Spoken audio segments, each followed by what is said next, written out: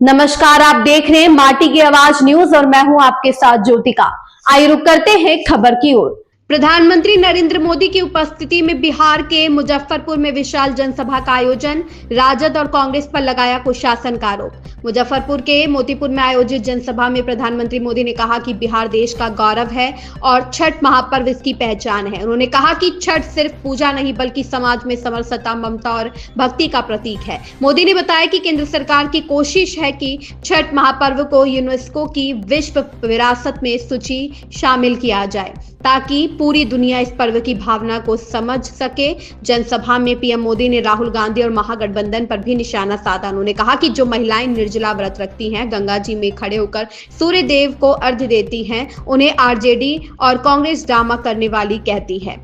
यह क्या बिहार की माताएं बहनें यह अपमान सहेंगी? उन्होंने कहा कि छठी मैया की आस्था पर तंज कसना बिहार के लोगों का अपमान है और जनता इस बात को कभी नहीं भूलेगी। प्रधानमंत्री नरेंद्र मोदी ने बिहार विधानसभा चुनाव 2025 के प्रचार के दौरान मुजफ्फरपुर में एक जनसभा को संबोधित किया। उन्होंने कहा कि छठ महापर्व को यूनेस्को की विश्व विरासत सूची में शामिल कराने का प्रयास जारी है। उन्होंने राष्ट्रीय जनता दल और कांग्रेस पर कट्टा, क्रूरता, कटुता, कुशासन और करप्शन के माध्यम से जंगल राज फैलाने का आरोप लगाया।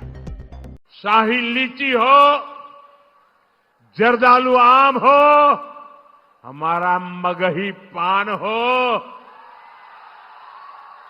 मिथिला मखाना हो, ऐसे अनेक उत्पाद बिहार में पैदा होते हैं। यहां के किसान कतरनी और मरचा चावल उगाते हैं। हमारी सरकार ने इन सभी को जीआई टैग दिया है, यानी दुनिया में इन उत्पादों के साथ अब बिहार का ही नाम आएगा। साथियों, एनडीए की डबल इंजन सरकार बिहार में कृषि आधारित उद्योगों पर, फूड प्रोसेसिंग पर बल दे रही है। इसके लिए भी हमारी सहकारी समितियों को मदद दी जा रही है और हम छोटे किसानों के हितों को भी प्राथमिकता दे रहे हैं। पीएम किसान सम्मान निधि जैसी योजना इसके जीते जागते सबूत है। इस योजना के तहत सिर्फ मुजफ्फरपुर के किसानों के खाते में ही करीब 1,500 करोड़ रुपए जमा हो चुके हैं। यहां के किसानों में, मैं बिहार की और देश की बात नहीं कर रहा हूं, सिर्फ इस इलाके की बात कर रहा हूं।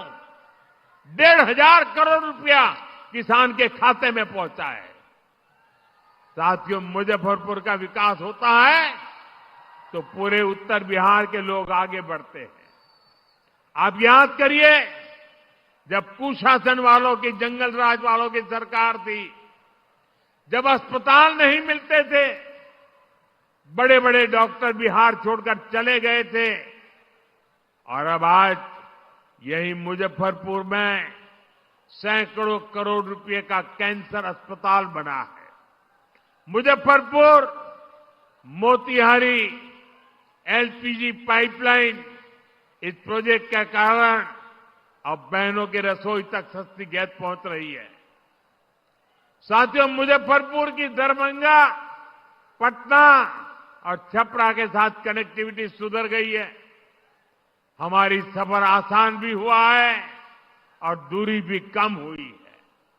वो दिन दूर नहीं जब मुजफ्फरपुर का रेलवे स्टेशन और पताही एयरपोर्ट यहां की नई पहचान बनेंगे।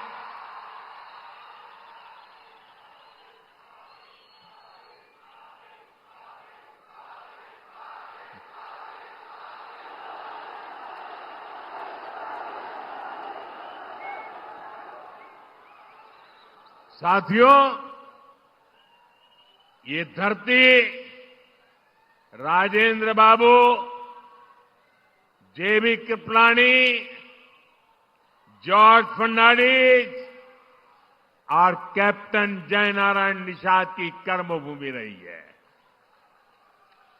जानकी वल्लभ शास्त्री, बाबू देवकी नंदन खत्री, राम वृक्ष बेनीपुरी और रामधारी सिंह दिनकर जी ने यहां अपने साहित्य को धार दी है। बिहार की इन महान संतानों की प्रेरणा आज एनडीए सरकार के काम में दिखती है। आपको पता ही है, एनडीए सरकार ने मुजफ्फरपुर की किसान चाची का नाम आप जानते हैं। मुजफ्फरपुर का ही नहीं, पूरे बिहार का गौरव है।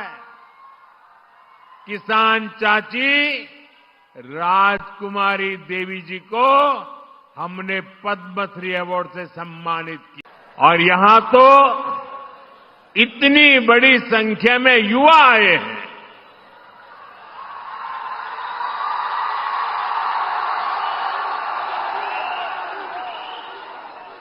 इधर में बहुत बड़ी मात्रा में माताएं बहनों का दर्शन कर रहा हूं। ये विशाल जनसागर बता रहा है, फिर एक बार एनडीए सरकार, फिर एक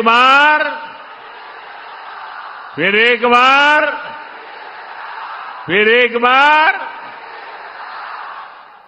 बिहार में फिर से सुशासन सरकार।